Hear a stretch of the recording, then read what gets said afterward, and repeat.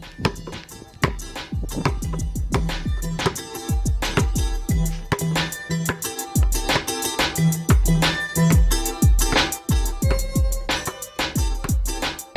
Hoop Heads Podcast is brought to you by Head Start Basketball.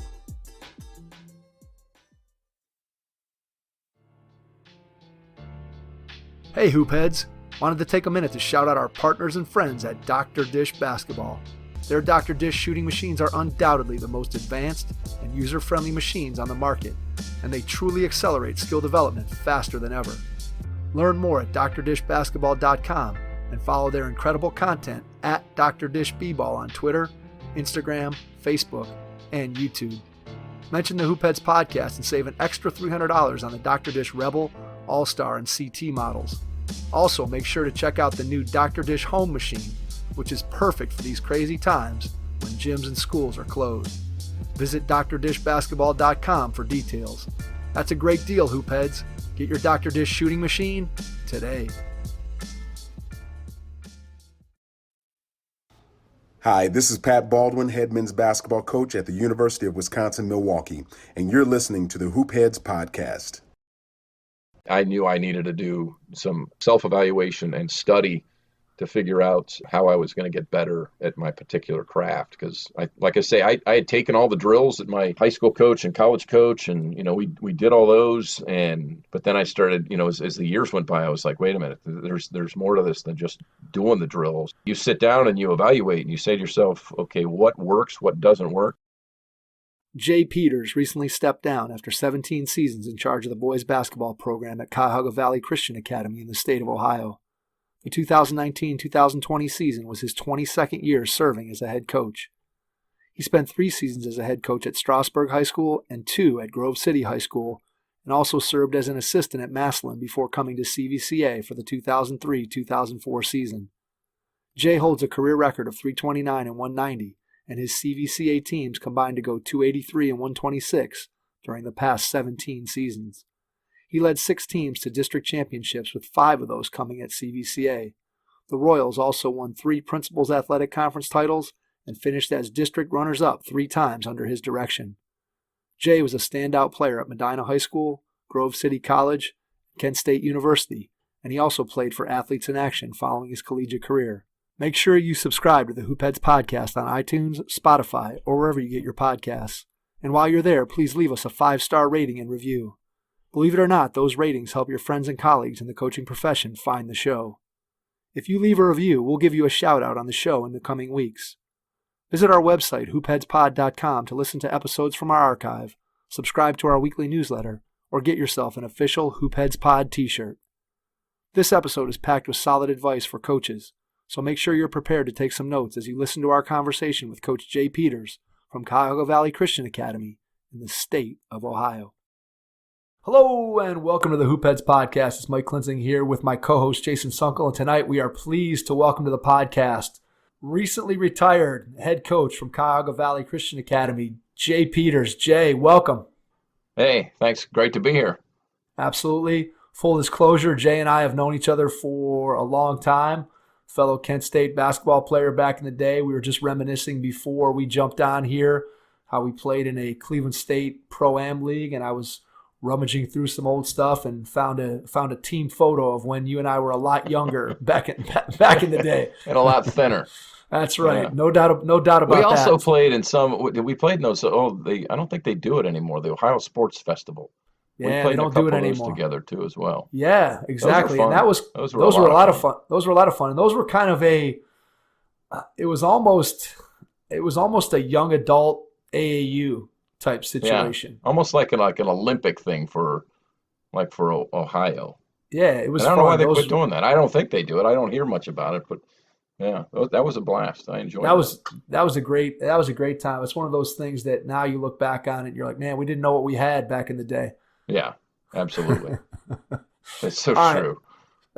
Isn't it, though? When you think about your playing days, and that's a good place for us to start. Just go back to when you were a kid and talk a little bit about how you got into the game when you were younger, what made you fall in love with it. Just give us a rundown of kind of your childhood introduction to basketball. Yeah, that's I'll be honest with you. I don't remember a time in my life that I wasn't around basketball. My dad was the head basketball coach at Medina High School when I was a kid. They had moved to Medina the year that I was born, so 1965. My dad, I think that was his first year. It was either his first or second year there. And so my earliest memories, obviously, of being a kid is my brother and I, who was older than I, he's 3 years older than I am, but we would come home from school and what is now Claggett Middle School in Medina. That used to be the high school, and it's a block away from where I live. So we would hit the house, and we would run up to practice virtually every day. And so my childhood was wrapped around me going to Medina High School basketball practices, Medina High School basketball games, sitting around with my dad and my brother, watching games, playing in our little crappy little patio backyard court that we had.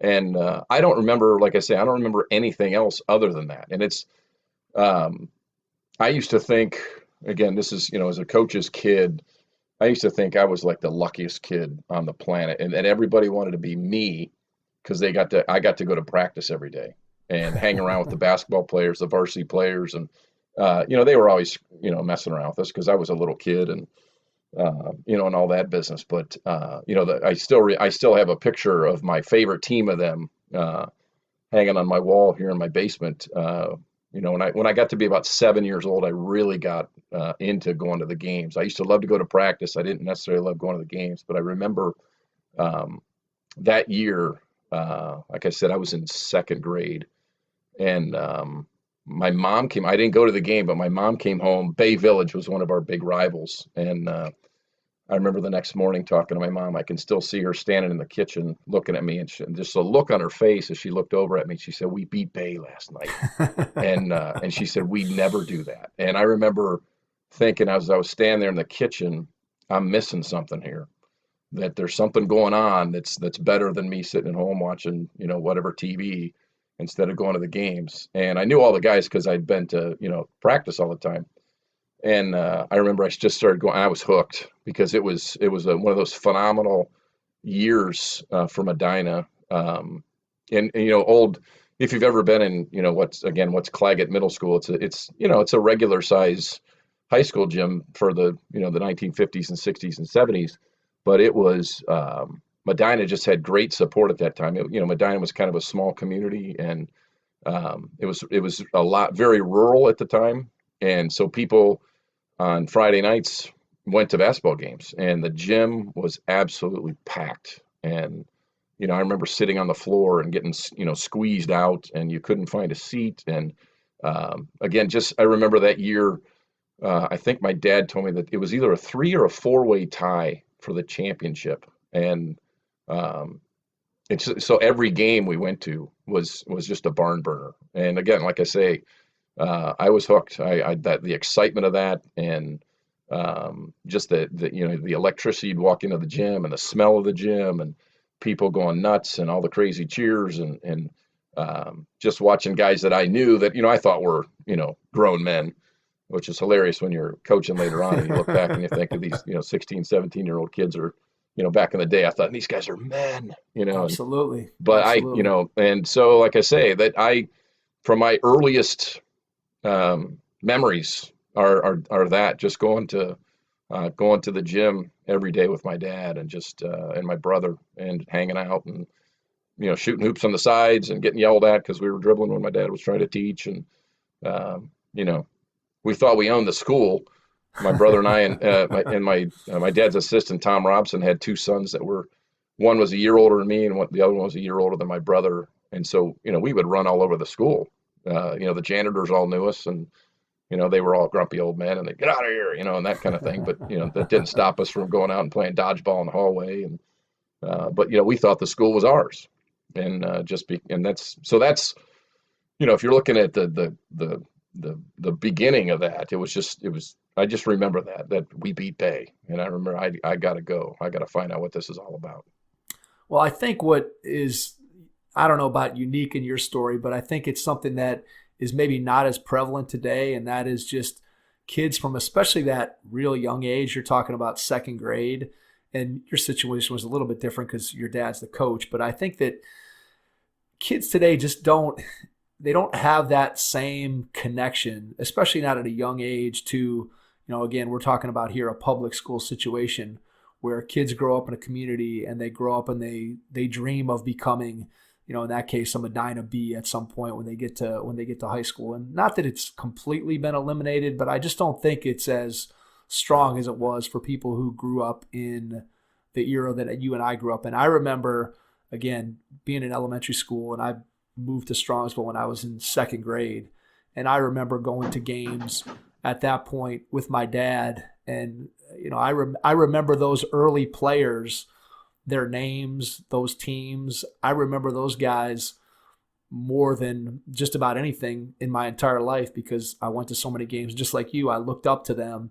And I always tell people that one of the coolest things that I always remember is the teams running out of the huddle and the fight songs playing, and they're coming out and they run up to shoot a layup and they slap the backboard. And I remember thinking that was that was the greatest thing that anybody could ever do. And of course I could never jump even when I was a college athlete. So, thinking back on that time, like, man, if I can ever do that, that would be the greatest accomplishment of my life, to be able to run out on the floor as a Mustang and slap the backboard during layup lines. And you just thought that those guys were, incredible. And I don't know that exists in the same way. And I'm sure there are communities across the country and in Ohio and in the Cleveland area even where that does exist to some degree, but I just don't think it's as prevalent as it was when you and I were kids.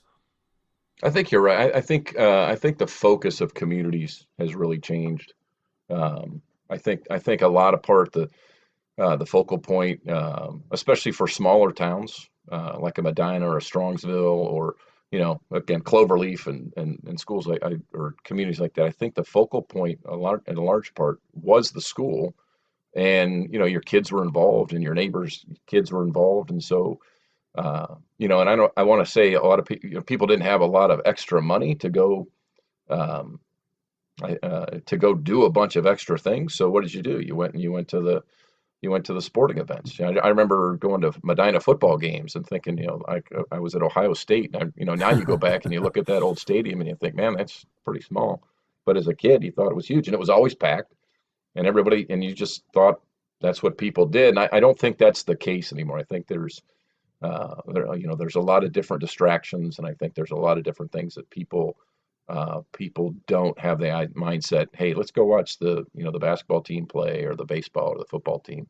You have your loyal followers, but I've seen that change just in the years that I've been coaching, not just and then looking back at growing up. There's just a different feel for that, and that's I guess it's just different. But for sports fans, and people who coach and who love sports, you look back and you think there's a sobering sadness to that too, because that was, like you're saying, like that for you, and for me, and for people who grew up watching basketball like that. And I'm the same way. I couldn't wait to get to Medina High School to play. In fact, I couldn't wait to get to junior high just so I could play for Medina, because that meant so much to me.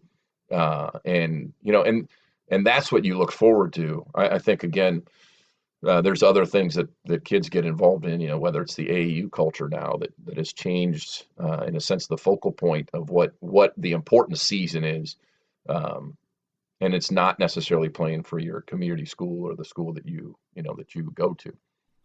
Do you think, just in your opinion, over the course of the time when you've been coaching, do you think there has become more of a focus on the individual? And then to go along with that, do you think there's more of a focus on what's next as opposed to what's right in front of a kid? So just as an example, if I'm a kid who's playing middle school basketball, I'm not necessarily thinking about my middle school season. I'm thinking about what's my next step for high school? Where am I going to go? And then when I'm in high school, I'm thinking about, well, when am I going to get to the varsity team? And then I'm on the varsity team and I'm thinking about, well, what am I going to do when I get to college? Am I going to get a chance to play college basketball? Do you see a shift in sort of that mentality like we're talking about, where it was about, I want to play for my team, and now you see where the more natural tendency for kids and parents is that they're playing more for themselves and what's next? I seem to think that that's more prevalent. Maybe it's just the social media era and you see more people talking about things that are related to themselves as individuals. But I'm just interested to get your perspective as a longtime head coach, having seen it over the course of many years. Yeah, I think absolutely. I think the biggest change I've seen from childhood to, playing high school to playing college, and then coaching for, 29 years, uh, the idea that this is a springboard for me to go play college basketball or something.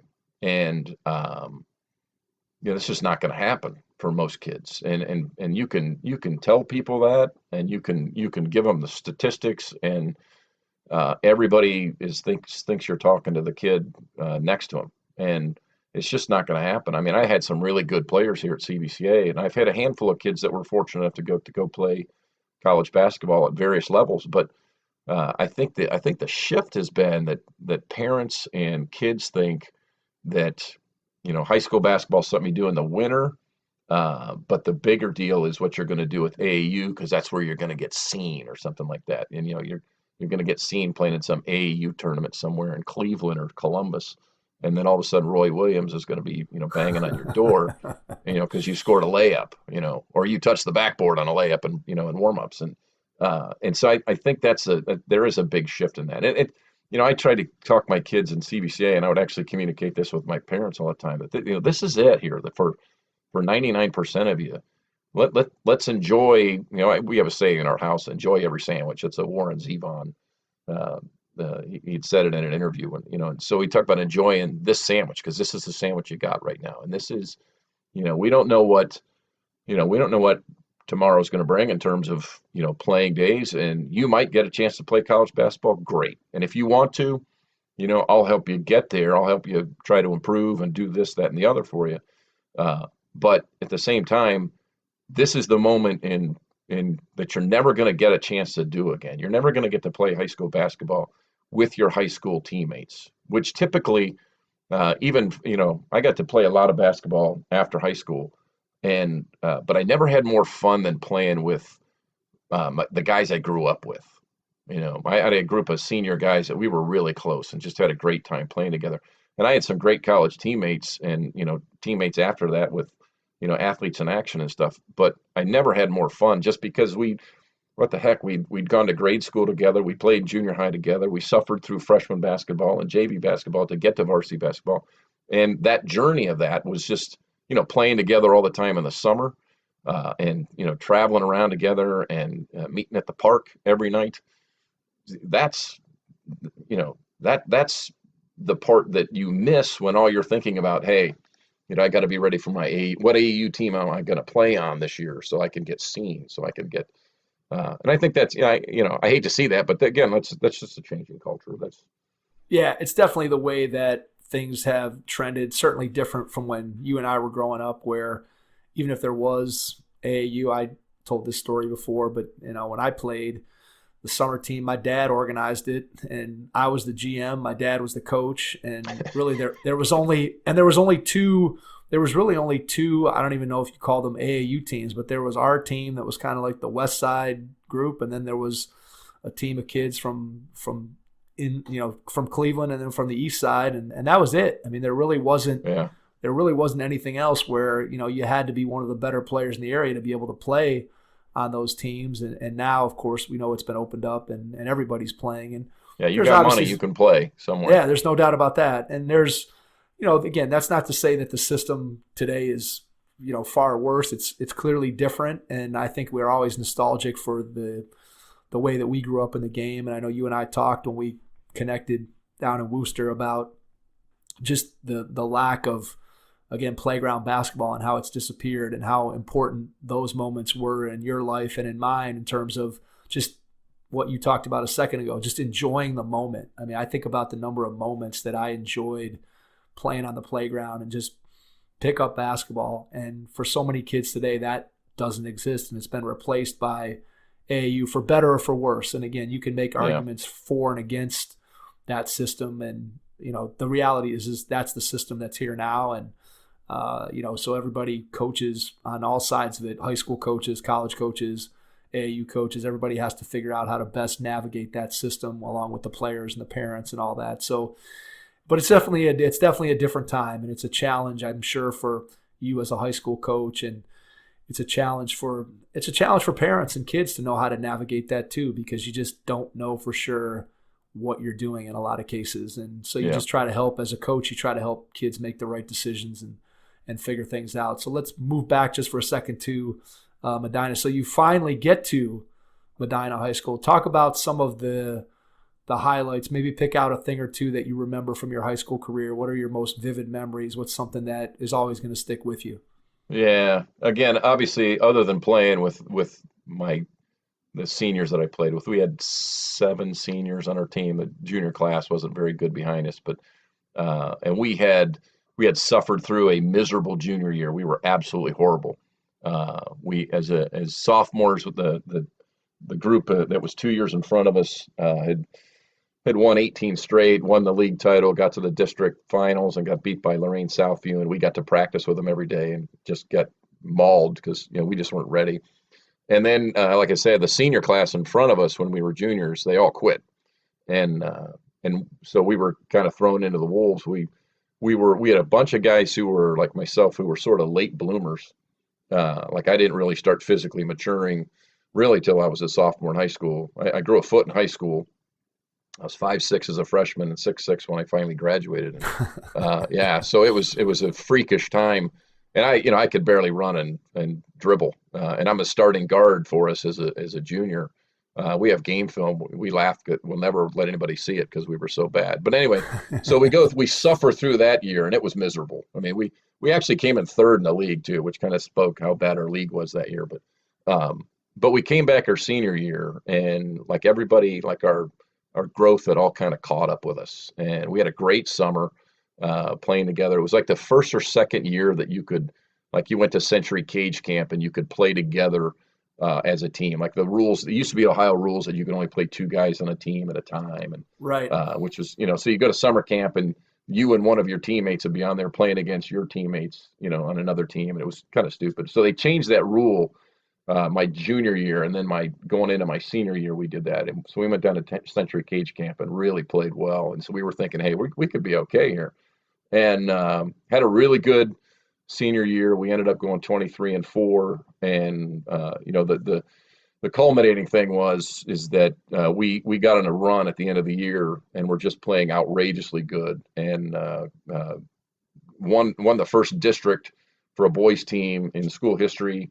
And then upset 2 teams in the regional semis and regional finals to get to the state Final Four. And I will proudly say that we are the last Medina County boys team to get to the Final Four. That was 1983, so that's been a long time. But that was, again, we still talk about that. We just the guys that I played with. I'm going to brag about them a little bit here. We got together about 4 or 5 years ago, and decided that we were going to get together and create a scholarship for kids back, somebody back at Medina, and so we kick in a bunch of money every year, and we just got done reading all the applicants and voting on that and that kind of stuff, because we just wanted to, in a sense, like, give back to what Medina had done for us. But that, man, that was, you dream about getting to the Final Four and getting down to Columbus and playing at St. John's Arena, and we got to do that together, and that was, again, that was a culmination of years and years and years of playing together at the park and going through junior high and high school in our junior year. And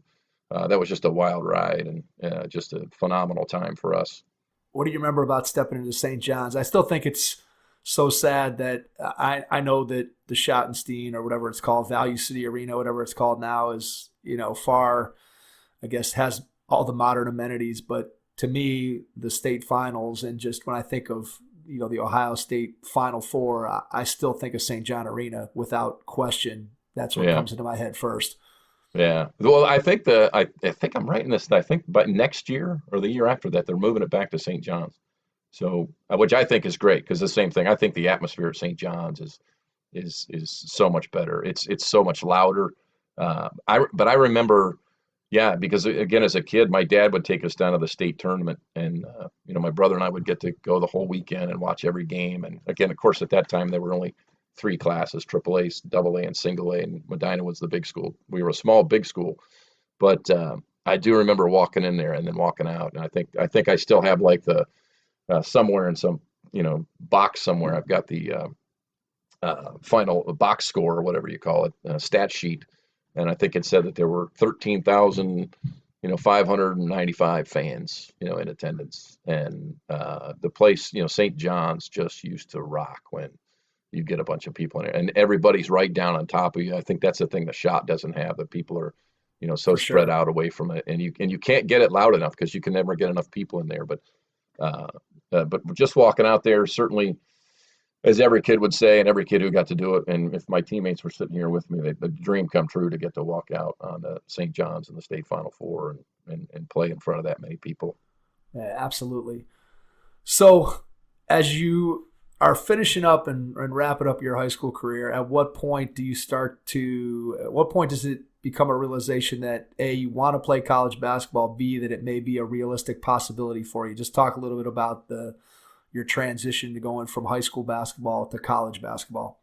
Yeah, my senior year, I started thinking, hey, I can play college basketball somewhere. Like I say, I had a really good senior year, but at the same time, I wasn't, it's my junior year, I stunk. I mean, I'm like I say, I was just bad. So I wasn't like I was thinking, wow, I got a chance to go play,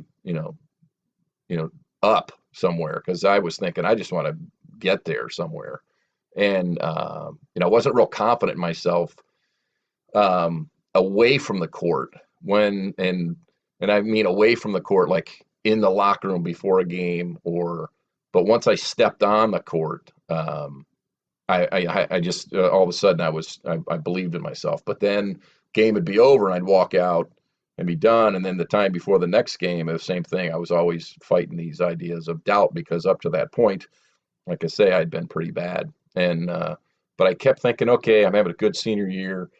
I can play somewhere. My brother was playing at Grove City College. My dad was good friends with the coach. So I was kind of thinking I'd been accepted there. So I was kind of thinking that's where I was going to go. And then, like I say, my senior year just kept getting better and better and better. I just kept getting more confident and more confident, and the run we had, and I'm not going to lie, I had a great run in the tournament. Especially, we played in the regionals at Kent State and had two really good games over there, and so that kind of started. I had not been recruited, to be honest with you, up to that point, and in my mind, I was just going to Grove City College to play with my brother. And then all of a sudden, I have this great tournament over Kent State University, and then it's like every day somebody was stopping by school. My dad was my guidance counselor, so he would get me out of class and bring me down, and there'd be some coach sitting there wanting to talk to me about basketball. And I would, and again, I'll be honest with you, I was like, it was a confusing time for me, because I went from being this no-name kid that nobody had ever thought about, and now all of a sudden I got coaches coming in and had never met me before, and they're offering me a full scholarship to go somewhere. And that I was kind of like in shock of all that as it was happening. But fortunately, my dad was, like I say, my dad was my guidance counselor, and aside from that, from being my dad, and was pretty experienced guy, and knew what was going on. So we did a lot of talking through things as we went through that very, very quick process at that particular point. So what are those conversations like with your dad? What were the kinds of things that he was trying to get you to understand or to see or to help you to make a good decision? What were those conversations like from what you can remember? Yeah, great question.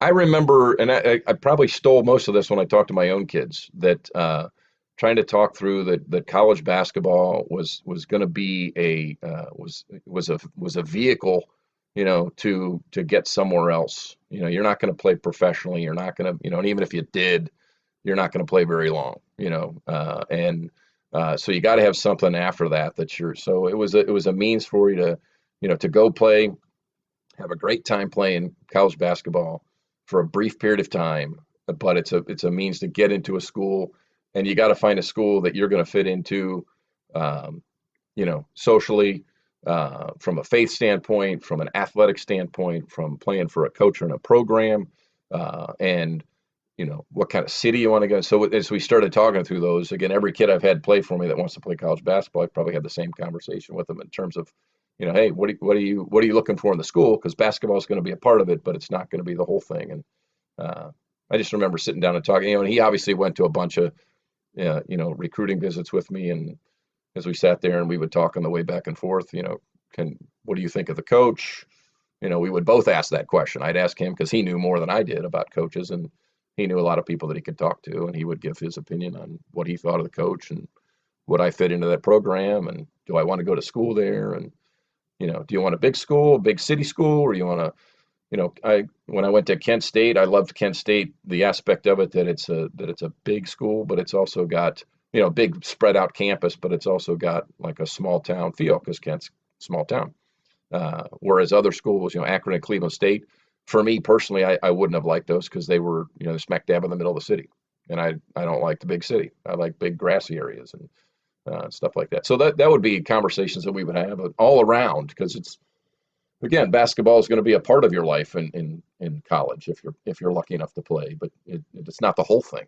And you got a lot of time and in other areas that you've got to be able to say, this is where I want to be, and this is where I want to get my education so I can move on and go after them. All right, so talk about ultimately the decision that you made, how you came to it, and then talk a little bit about just the same thing as I asked you for your high school career. Give me a highlight or two from your college playing days.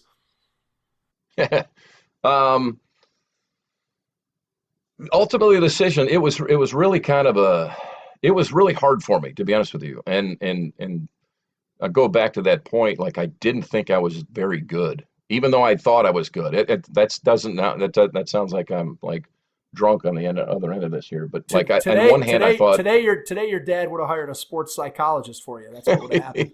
He would have, absolutely, from the time I was like 5, because I had trouble when I was 5 with other issues. But yeah, so like on the one hand, I thought, hey, I can compete with these people. I mean, I just showed that I could here. And then on the other hand, I had 18 years of history behind me where I had glimpses of this, that, and the other, that I was, a decent player. But like I said, other than my senior year, my high school days were pretty lean, just because I was, so uncoordinated and so weak and so small. So that I really wrestled with that. And the conversation I kept having with my dad was eventually I was going to choose to go to Kent State. And I just kept asking him, do you think I can play there? Because I didn't want to go somewhere where I couldn't play. And because again, it's a brief period of time. And he kept saying, it's going to take a lot of work, but yes, you can play there, And I just remember it came down to that day, and I woke up that morning and I thought, okay, I'm gonna throw the dice here, and I'm gonna go to Kent State and try to play there. And again, when I went, it was I don't want to get into a great deal on this, but I did make the dumbest decision of my life as a freshman there. I left Kent State before the first day of practice. Went through all the preseason stuff, and as you know, Coach McDonald's preseason stuff was not enjoyable. And that's not the most. I went all through fun part. That's not the most fun part of the season, I wouldn't say. Let's just put it that way. Let's just put it that way. Yeah. So, I did all that, all the running, and I was a horrible runner. So I did a lot of running at 7:00 in the morning, trying to make my 2-mile time, and did all the agility stuff and the weightlifting, and I did all that, and just an immature, dumb kid. And I had in my mind that I'm not, I convinced myself I'm a good self-talker. Maybe I should say I'm a bad self-talker, but I convinced myself that I was not good enough to play there. And granted, I did say I was 6'6", but you got to understand, when I graduated high school, I was 6'6", 175 pounds. So I had the body of a Bic pen. And so, you go to Kent D1 school and you're playing with guys who are, 20, 21, sometimes 22 years old, and just getting the crap beat out of you. And I was not prepared, socially or academically, really. I was a screw off kind of in high school. academically. I got by because, it's high school, for crying out loud. You do your work and that kind of stuff, and you get good enough grades to get by. But I did not develop study habits. And then all of a sudden, independently, you've got to decide to study for yourself. So, and socially, I was very shy. I was not ready for what Kent State, the atmosphere of, little Medina that I grew up in, and Kent State were on two opposite ends of the spectrum in terms of the society that was there. And anyway, so I left Kent and went to Grove City where my brother was, because I thought that's where I could play. And I remember walking out of Coach McDonald's office the day that I told him I was going to leave. And I remember shutting the door and walking out and getting in my car to drive home and thinking, this is the dumbest thing I've ever done. And it did turn out to be the dumbest thing I ever did. So spent 2 years at Grove City. Long story short, Coach McDonald miraculously gave me a chance to come back and play. And I got to play for 1 year at Kent, and I had a very good year for me. And it was I'm very, very appreciative. I've told him this probably 50 times or more, how much I appreciated him allowing me to come back. Here's a kid that walked out on you, had a full scholarship, and like an idiot, like I say, walked out. And Coach McDonald, I went back and talked to him, had a meeting set up by Mr. Toole, Bill Toole's dad. And he just said, hey, I said I wanted to walk on. And he said, how about if I offer you a scholarship? And I was like dumbfounded. I told him I'd call him the next day. Anyway, and but again, highlights of that, we made it to the finals of the MAC tournament. Got to play against Dan Marley, who had a great career in the NBA. Grant Long was a junior. They were both juniors that year, and just got to play against them. But it was for me, it was the fulfillment of questioning or answering all the doubts that I had about myself when I went, all those things I talked about with my dad. Can I play there? And then going and not believing that I could, not being able to look past the tip of my nose and saying, wow, you're a freshman again, and you got to go through and you got to pay your dues, and you got to work hard, and you're going to get beat up, and then somewhere along the line you're going to be able to play. And I didn't do that, which I've obviously regretted.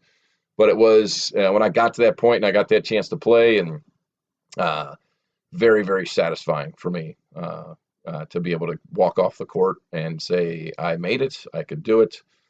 And my dad was right. I was good enough to play there.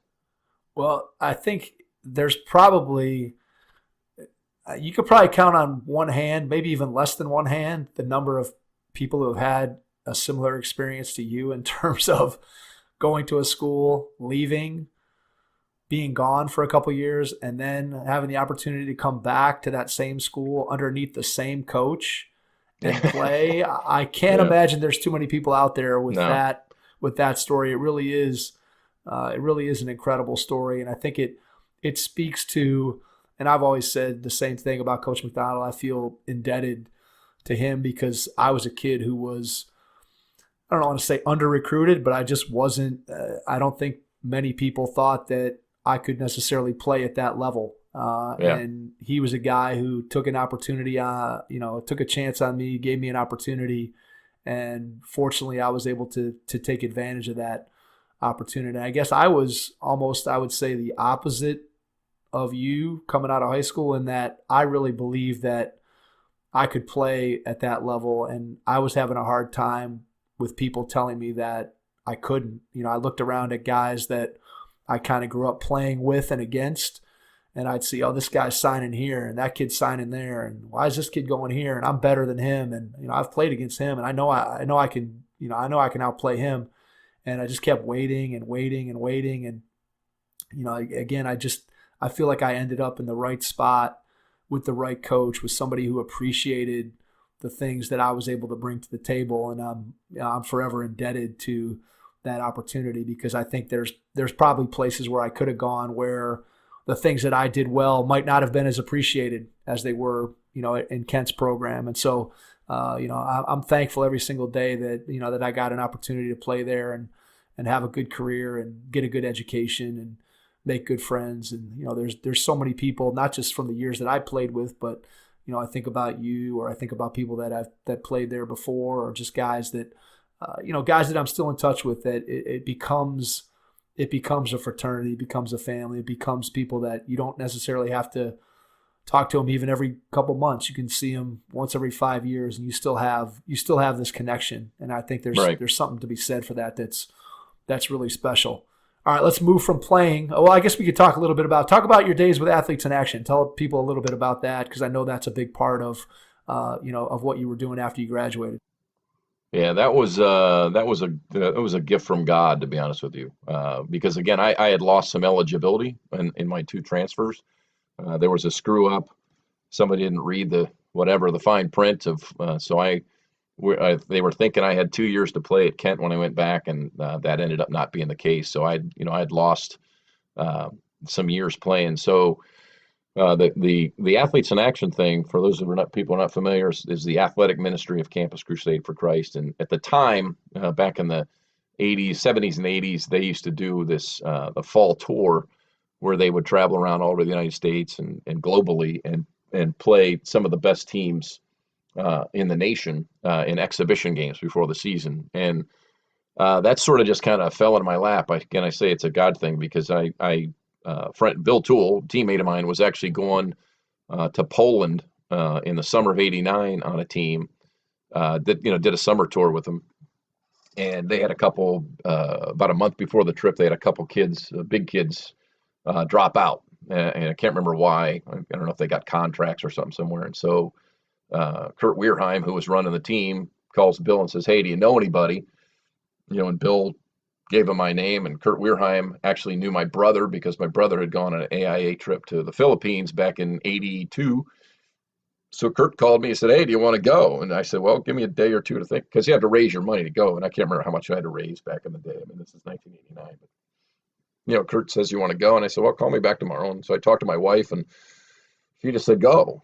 So I went to Poland and Greece for 10 days. We got to play against the Polish national team and a bunch of Greek professional teams, and came home and was going back to school to get my teaching certificate, because I still had time. I still had some classes, again, because of the transfer, that I needed to get for credits and that kind of stuff. And so I started doing that. And then again, the next year, Neil Ninneman, who was the team discipler, the guy that ran all the Bible studies on the team, calls me and says, "Hey, why don't you come down? We're playing hoops this weekend." So I went down to Cincinnati thinking, "Hey, I'm just going down to play some hoops with some friends and some old guys." And Lorenzo Romar, who is currently the coach at Pepperdine, he was at University of Washington for a while, was an assistant at UCLA.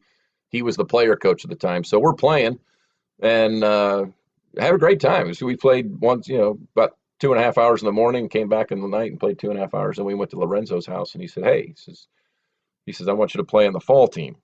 And I didn't know what that meant. I'd heard of Athletes in Action, but right. But he's, so I said, "Well," I gave my usual answer, "Let me call you tomorrow." And so my wife and I are driving home, and my wife knew. We graduated together, and grew up together in a sort of, going to the same school.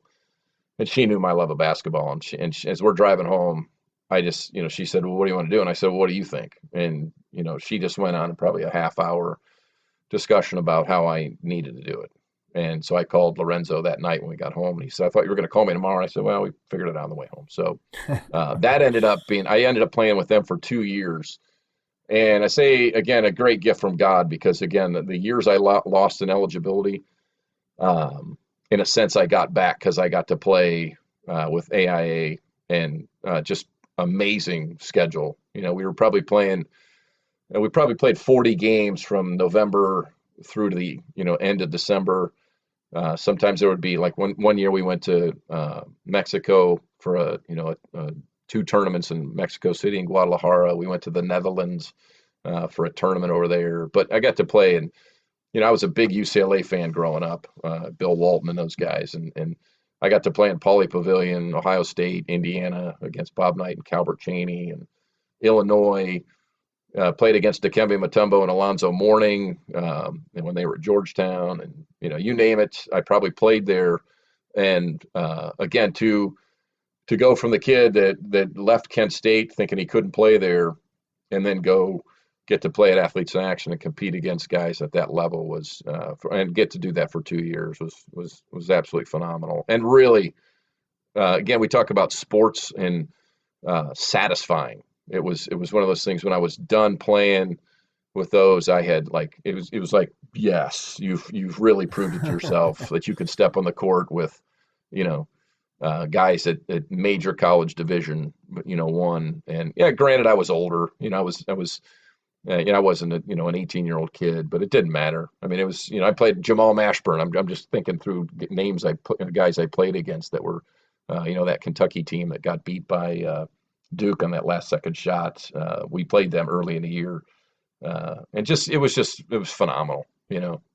And then the people I got to meet, my teammates with Athletes in Action, I'm still in touch with them. I've done quite a bit of stuff with AIA as a coach since then, and got to have some amazing travel opportunities as a result of that. So that was, again, you talk about 2 great years for me, you know, culminating after you know, my debacle of college basketball. That man, I'm very, very thankful for that opportunity to get to satisfy that part of basketball and to move on in your life, to not have to keep constantly thinking, man, I blew it in college, and because I did get that chance, and it was awesome.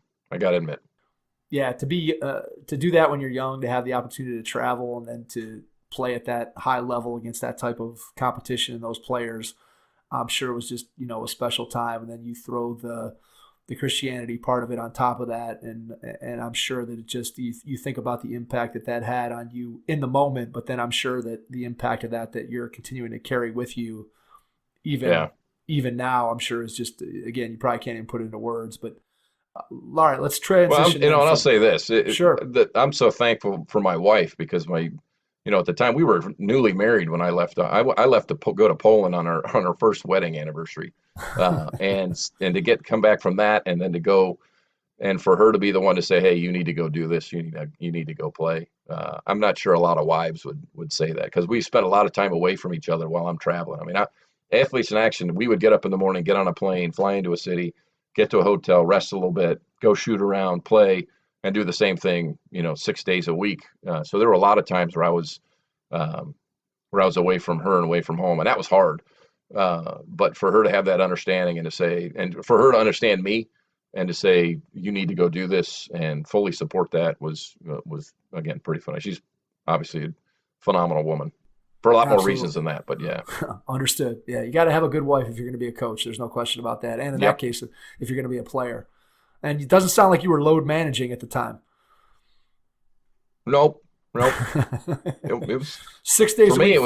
6 days a week flying in and out. You weren't resting like Kawhi Leonard. Let's put it that way.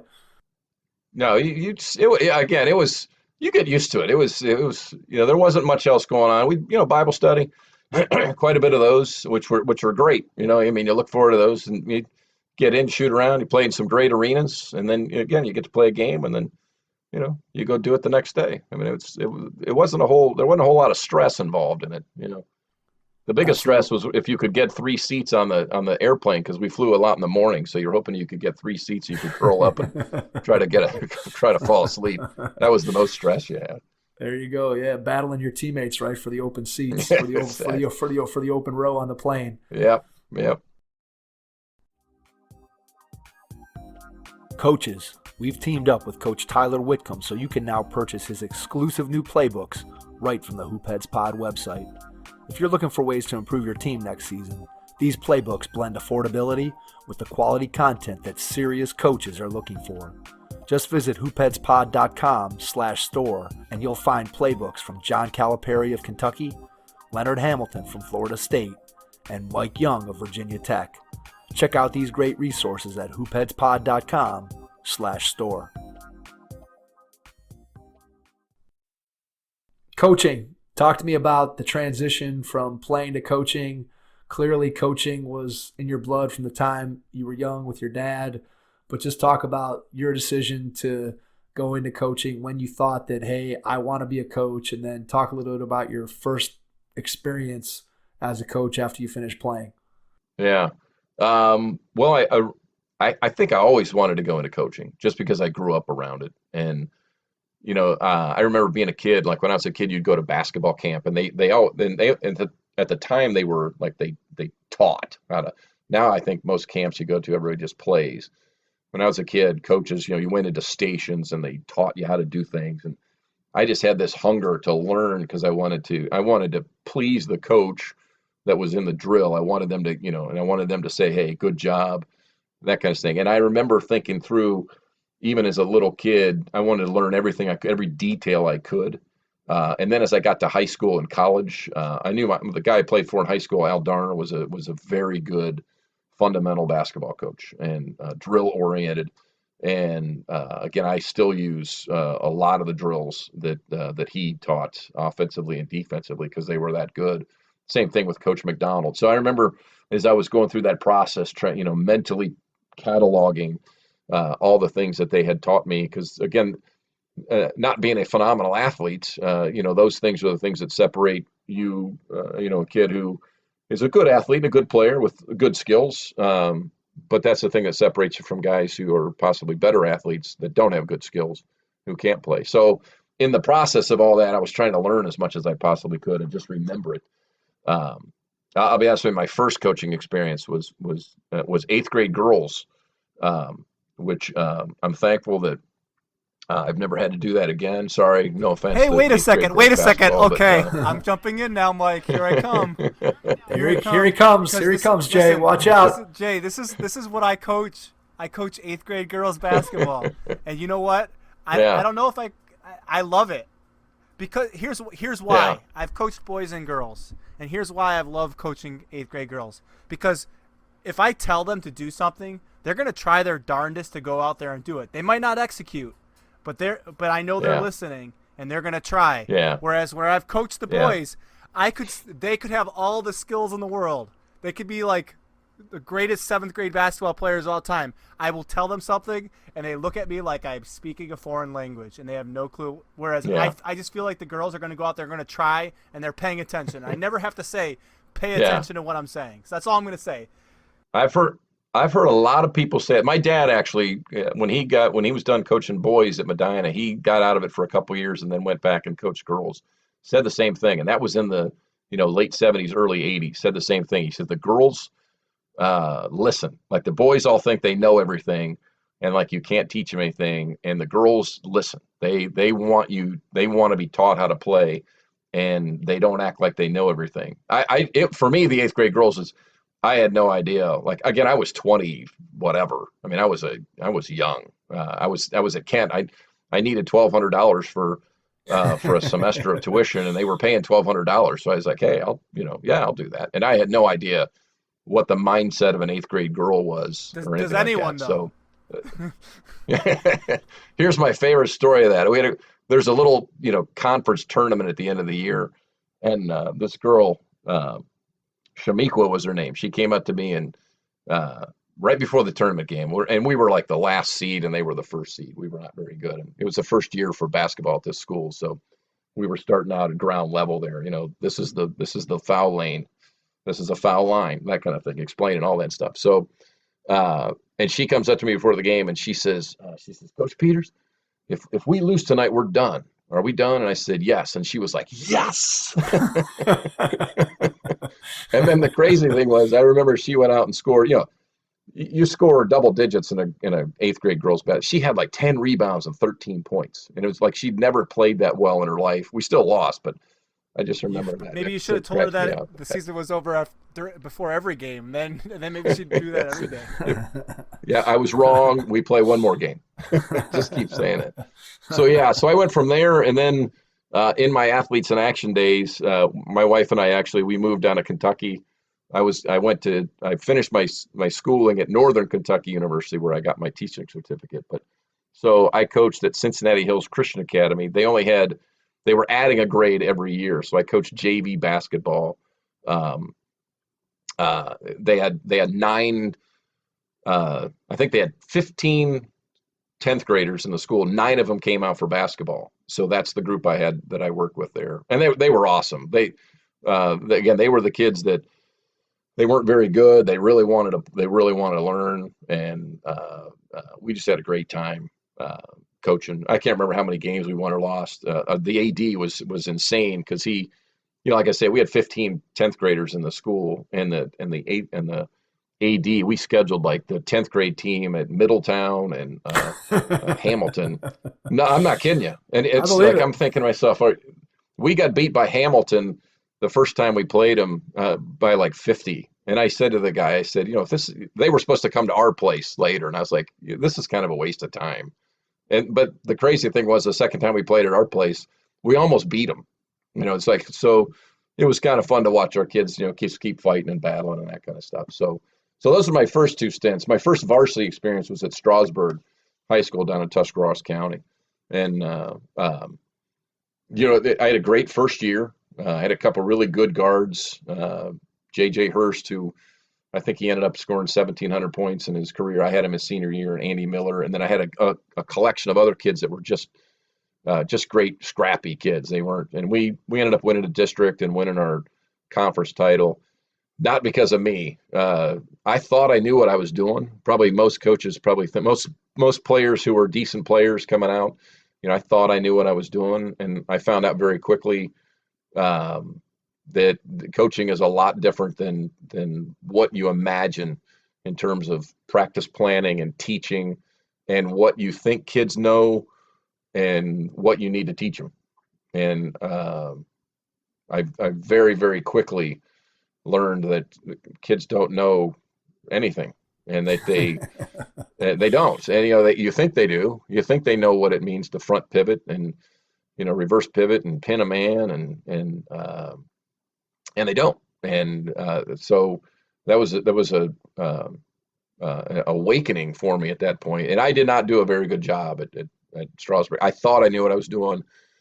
Like I say, my first year we were really good, and then the next 2 years we were not very good. And I knew I needed to do some hard self-evaluation and study to figure out how I was going to get better at my particular craft. Because I had taken all the drills that my high school coach and college coach, and we did all those, and but then I started, as the years went by, I was like, wait a minute, there's more to this than just doing the drills. It's, what are we trying to get? And I certainly am if I always said this, if I could go back knowing what I know now, the two teams, one team went 1-20 my third season. We won one game, which is horrible, obviously, and miserable from a coaching standpoint. But if I could go back today, I'm confident enough to think that I could have taken those kids and we would have won maybe 11 or 12 games.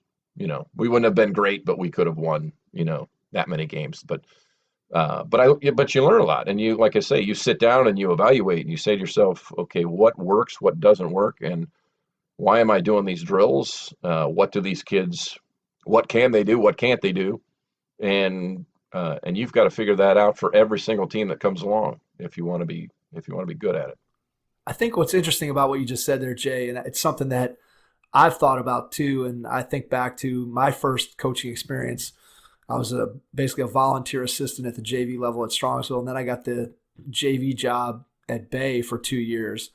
And so basically those 2 years I was at Bay, I was almost, in essence, we never practiced with the varsity team. So it was just my team. So it was my kids and me in the gym running practice. And I think back to those times, and I think I was very similar to you in that I thought, hey, I was a player and I know what I'm doing. And I look back on that time now and I'm like, well, really, how much did I know? Because I played for one high school coach for 3 years. I played for the same college coach for 4 years. Yeah. And that's it. That's my exposure to basketball in terms of what type of offense to run, or what kind of plays you're going to set up, or what kind of drills you're going to do. And you think about your view of the basketball world and what coaching was so narrow. It was basically just, like you said, I just did the things that I had done as a player. I just transferred those and said, I'm going to do these as a coach. And you think about, again, just growing your profession. And I was somebody who at that point, I never went to a clinic. I really wasn't reading books about coaching at the time. I was just kind of doing my thing. And if I look back, same way you said, if I look back on, one, I wasn't a very good coach at that point. And two, I certainly would have gone about it knowing what I know now. I certainly would have gone about it in a totally different way. And I know way less today about coaching than I thought I knew when I first started when I was 23 years old. Yeah, that is so true. Yeah. Like I say, I've been coaching from the 8th grade girls till this year, 29 total years of coaching. And there's times where, you learn more, and like when you're scouting, you can say you don't have to write everything down because you've seen this offense before, or that sort of thing. But at the same time, you're like, okay, you've got a new group of 14-year-old boys coming in as freshmen that you're in charge of, and you've got to go back and I know it sounds crazy, but those UCLA footwork drills that we did at Kent State every day, I did those virtually every day at CVCA and Grove City High School where I was there, and when I coached at Massillon as an assistant, we did those because you can't do that, you can't play, and so it's Yep. you've got to go back and you've got to teach every single kid what every single piece of terminology means, and you've got to do that every day and over again. And I had this misconception that like you're a good player, highly skilled player, who could do a lot of things, that you could shoot, you could drive, you could dribble with both hands, you had great vision. So when I started out coaching, I remember thinking, well, yeah, you just teach kids how to do that and they can all do that. And that's not anywhere near the case. I mean, you can teach kids how to do things better, but what I didn't really understand was, and fully appreciate, is that the limitations that each individual kid has, and how to take what a kid does well and incorporate that into your system and into the team, because not every kid's going to be able to, go in and do, drive to the hoop and stop on a dime and do an up and under move and shoot with his left hand off the backboard under pressure. Some kids can't, and you let those kids do that. But how can I take little Johnny over here, who's a tough, competitive kid? He handles the ball well, plays great defense, is unselfish, and doesn't need to score, but he's a great, valuable member of the team. Whereas when I started out, I was like, well, Johnny can't shoot, for crying out loud. Why can't you shoot an up and under move? Yeah, Right. and I would get frustrated with that. And that, again, I learned obviously as I grew that every individual kid's like, I've had kids that couldn't shoot worth a lick, but they were, I had 2 kids on my CVCA teams that were phenomenal defenders. They couldn't score very well, but man, oh man, I'd put that, like every night we'd go out on the court and I'd say, hey, John, you got number 15, and we do the scouting report, and and he would just go lock kids up, and and whereas at the beginning I just said, well, I can't play this kid because he can't score, and you just learn stuff and you figure things out that well, like I say, you thought you knew when you were, and you thought, like, you thinking you're going to mold players into being because again, I was a fairly good player. I mean, I had, I could do a lot of things for a guy my size, and I thought, well, I can take a bunch of kids to do that, and I like I say, I rudely found out that that's not the case. Yeah, I think that what I hear you saying there is that the ability to adapt and adjust as a coach from player to player and from year to year is probably one of the most important skills, I would guess, that any coach can have. Yeah, and being able to take your individual kids, like I say, and again, it's a quote from John Wooden somewhere, and I'm butchering it, but don't let what you can't do interfere with what you can do. That you're good players, you're good athletes, the kids who really love to play and who are competitive and who want to go out and compete. Figure out what they can add to the team, and use that. And then again, at CVCA, my kids were great in the sense that, like, I had all kinds of kids. I said, hey, you're not allowed to shoot. You're not allowed. This is a shot you're allowed to shoot. These shots right here, because you got all summer to prove to me that you're a shooter or a maker. We always call them makers. You show me you're a maker, and I'll let you shoot. But if you're a misser, you're just a shooter, I'm not going to let you shoot, because that's just stupid. Um, I'm not going to put Bo Jackson in at defensive tackle, because it's just stupid. He's a running back. He's got amazing talent to do that. So I'm not going to take other kids that can't do something but can add to the team and not use them. But you got to convince kids of that too. I had one of those defensive players. I had a long talk with him in the summertime, and he wasn't going to play his senior year. And I said, hey, this is what the team needs from you. You're surrounded by all these other kids who are really good offensive players. I need you. You're one of the best athletes I have, and you're one of the best defenders I've ever had. but I need you to do that and unselfishly and not expect to go out and score. And he bought into that and had a great senior season with us because he was willing to do that. So when you have a kid like that you obviously have to have those honest conversations and tell kids the truth and build the trust in that relationship so that they are willing to accept that from you.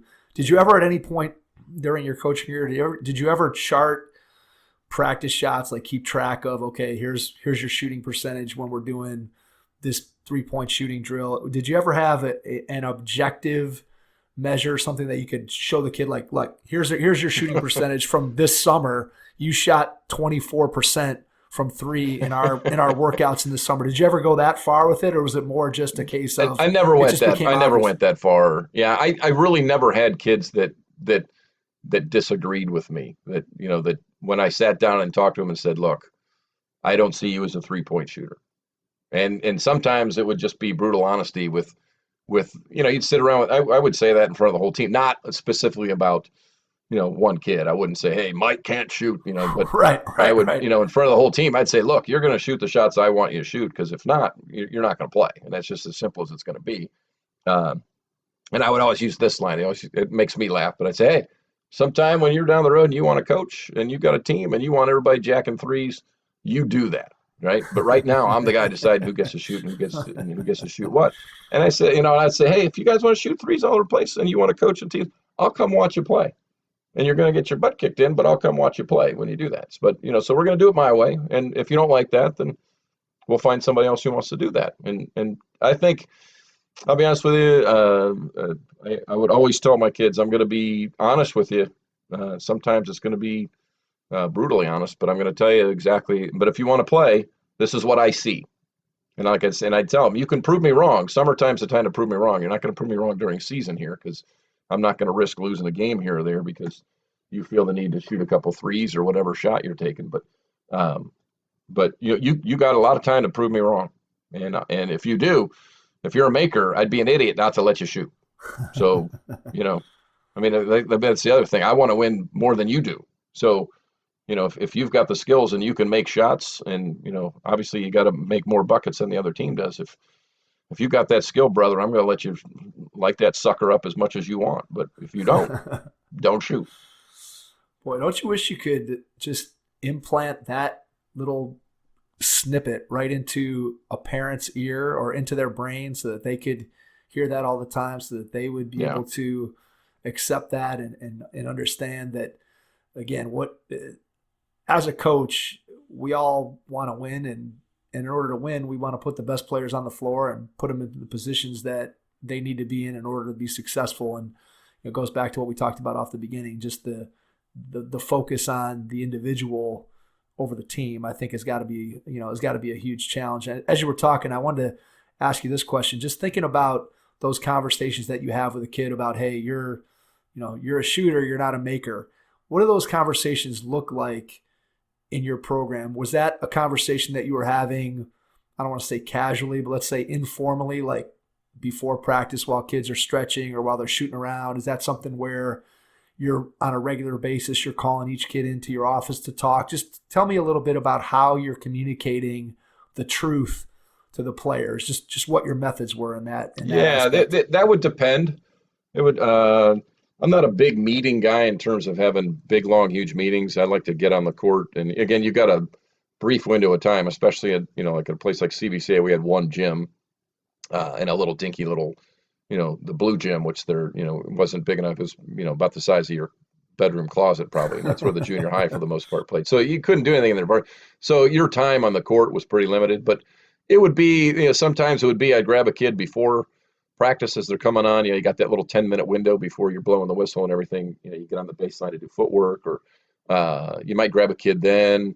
Maybe you're talking to them in the hallway. Maybe and it would be an ongoing thing throughout the year too. I didn't want it to be like a thing, like all of a sudden the season starting in November and I'm pulling Johnny aside and say, "Hey, you're not allowed to shoot this year." I mean, it would be a thing that we would talk about, like I say, from the time that he was first starting out in the program, where you're discussing, okay, this is what you need to work on. This is what I see you can do. These are the things I think you really need to work on if you want to be you can play and you can be a valuable player of this team doing X, Y, and Z. But if you want to be a maker, this is what you're really gonna have to do this, and you're gonna have to show me that you can do that. And if you can, that's great. If not, you better be really good. I want you to really be good at these because you can really add a lot to the team. So I think it's more of an ongoing thing than just sitting down like at one time with a young man and talking through him like that. Yeah, it makes a lot of sense. I wanted to ask you this: when you think back on the totality of your career, and let's imagine that with all the knowledge that you have today, you were going to go and you were going to start over, and you were going to go to a brand new program. If you were going to do that, what would that look like? What would be some things? Maybe give me 2 or 3 things that, right out of the gate, that you would walk into that environment and you would say, okay, these are some things that we have to get done. Now, clearly every situation is different. You're not going to know your players and things, but just if you think about maybe from a culture standpoint, what are some things that you would do right out of the gate? Yeah, I think the biggest thing, and this is, you've got to convince your kids that, and hopefully this is true, that you have their interest first and foremost in your mind. That the idea that I'm here to coach. Yeah, I love coaching, but I'm here because I want to see you become the best that you can possibly be, and I want to be the guy that helps you do that. I want to be the guy that takes your high school basketball experience and tries to, and we always use this phrase, squeeze the lemon. We're trying to get as much juice out of the lemon as we can. So we're going to squeeze that thing for every single player. And so we would talk about that every single day. We're going to find out how far we can push you. And what I want you to find out is how much further you could go than what you ever thought you could. And so you're starting out the culture based on that whole mindset, that if we get a bunch of guys doing that, and pushing towards that, and who are creating the culture that we are more important than me. And again, I know these are trite little things, but those are the things, right? If you can convince kids that this basketball season that you're going to have, working together, competing together, and coming to practice every day, which are hard, man. You're going to work hard. You're going to work harder in basketball practice than you're working in any other sport that you're playing. I guarantee that, right? And if you can convince kids, the few kids that you're picking out in each class, saying, okay, these are the kids that I think are really going to be the players because they love to play basketball, and setting, in a sense, that tone and that foundation. I'm here because I want to see you be the best you can be, and convincing kids of that, and then you can go. I think you can go from there.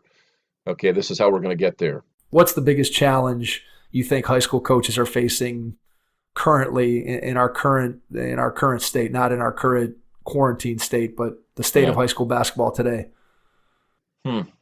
I think kids and parents have I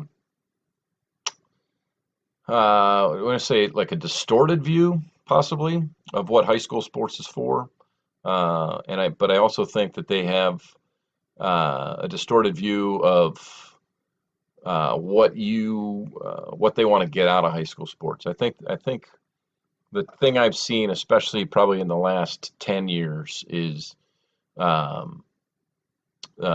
kids who don't want to put as much time in, but they're expecting bigger results. And I think parents are the same way. I think they've got so many things they can do, and so many things that are easy and fun to do. And the idea of going to basketball practice that's really hard and difficult and strenuous and demanding, and to do that in the summertime, that's the big change I've seen. That a lot of kids just don't want to put the time in the off season to do the things they have to do to be good. And I think parents have this idea, well, you're asking too much, you're demanding too much of the time, you're too demanding at practice, you're too demanding in what you expect out of your players. But at the same time, everybody thinks their kid's going to go play college basketball because they were on the high school basketball team. And everybody wants to win too. Yeah. I mean, you go back to this. I don't care what you do, as you know this. If you want to be good at it, you gotta commit yourself. You gotta put some time in. And absolutely, kids, kids say they want to be good at basketball, and then you've got everything scheduled for them, and they show up, 30% of the time. And that's been a big change that I've seen. And the more coaches I talk to, we played in the summer league last summer for the first time. Usually I would just bring my alumni back, and we would take our 10 days, and we'd do a bunch of drills for about an hour and 15, hour and 20 minutes, and then I'd have them scrimmage against my alumni, and then I could stop and whatever. And so we didn't do that last year. We played in the summer league, and corralling kids to end up and get to summer league, and every coach I talk to says the same thing. And it's just, I think that's you want to be good, and you want to be good at basketball player, you want to be a guitar player, you got to practice. You got to put time in. It just doesn't happen. And your coach isn't a miracle worker. He can't. I can make you better with what I'm going to teach you, but at some point too, there's the part that you're adding that in the in the off season. You and I, and guys like me, like we didn't have.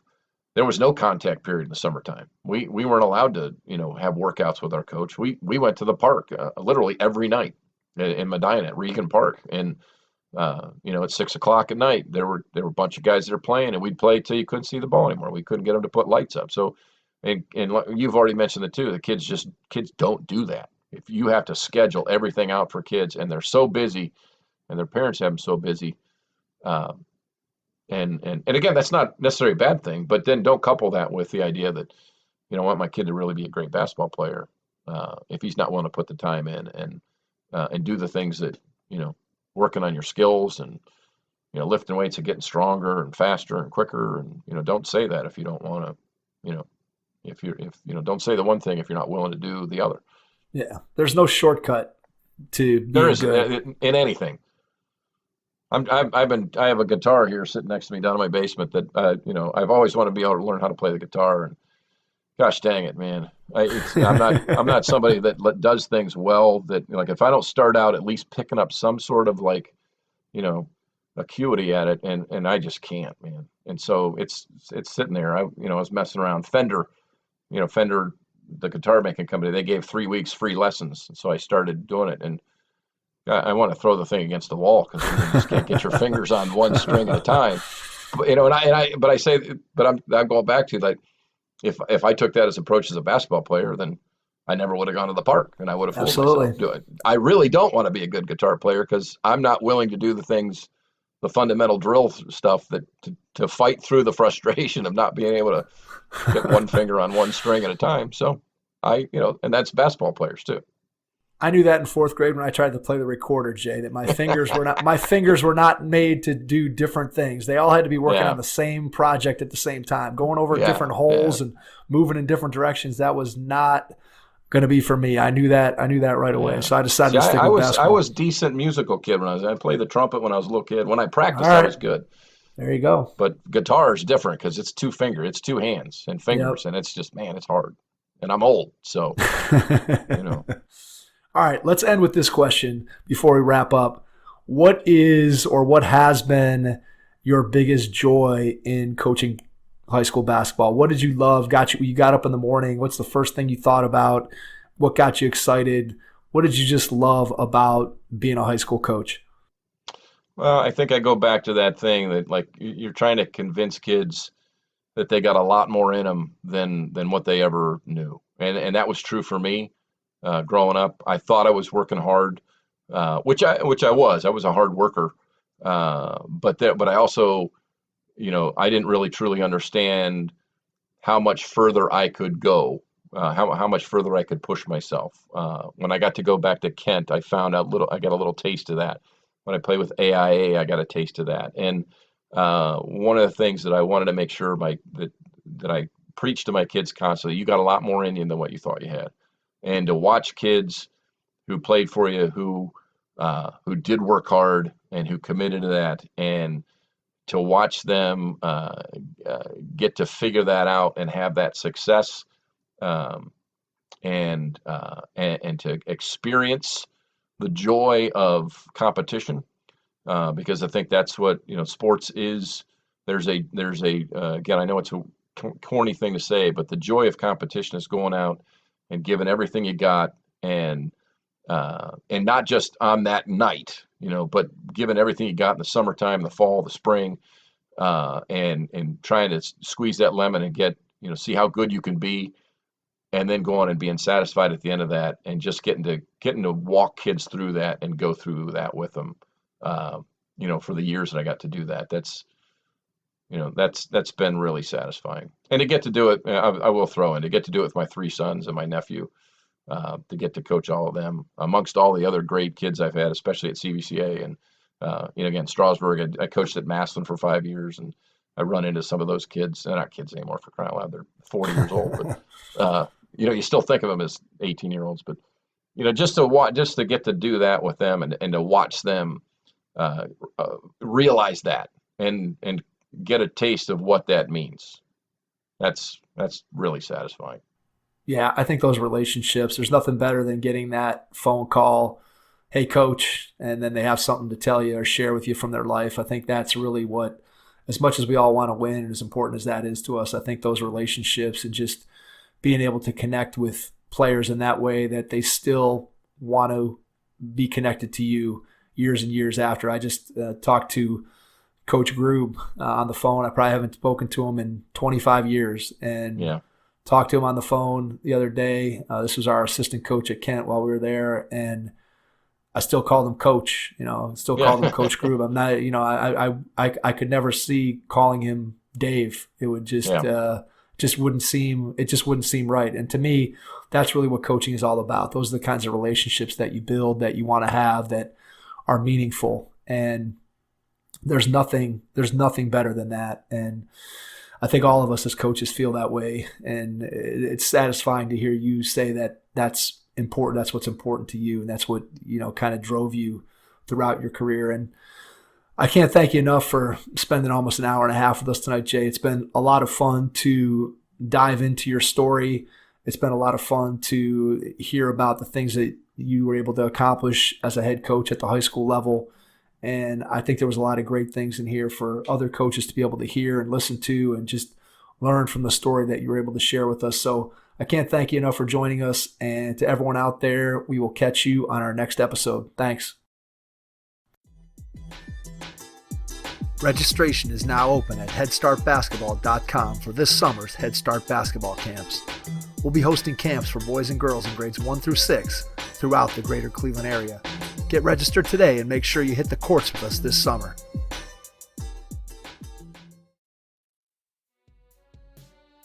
Hey everyone, last year at the Junior NBA Summit, I came across an amazing company called iSport360 and its founder, Ian Goldberg. Their youth sports app gets coaches, players, and parents on the same page. Your team can set goals, share player feedback, training videos, sticker rewards, player evals, and practice assignments. All of this to foster a healthy team communication and culture. If your team or club struggles to keep open lines of communication, especially among teen parents, iSport360 can help. If you want to empower your athletes to have more success, more confidence, and more communication with their teammates, give iSport360 a try today. Shoot me an email, mike@hoopheadspod.com, or give me a call at 216-392-4059 to learn more.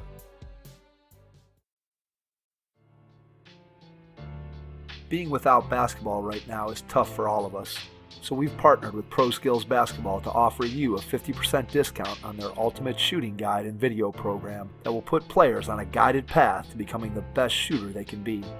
With 1 year's worth of workouts that includes games, drills, and competitions, players will gain access to a blueprint showing them what it takes to become an elite level shooter. If you're looking to improve your shooting at home, this program can help. Visit hoopheadspod.com/store to check it out. Thanks for listening to the Hoop Heads podcast, presented by Head Start Basketball.